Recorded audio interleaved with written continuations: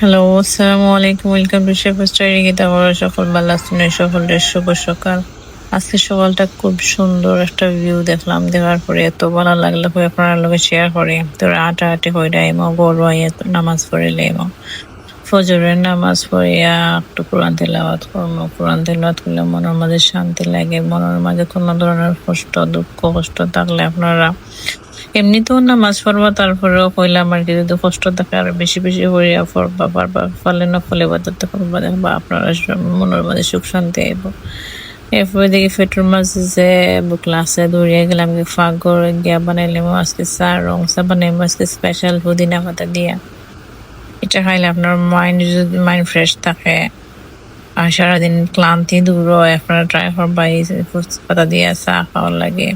তিয়ার বেলা তখন সকল আর আমার ভিডিও বেশি বেশি করে লাইক কমেন্ট শেয়ার করবা, ফলো দিবা। বালা তখন সকল আজকের ভিডিও পর্যন্তই।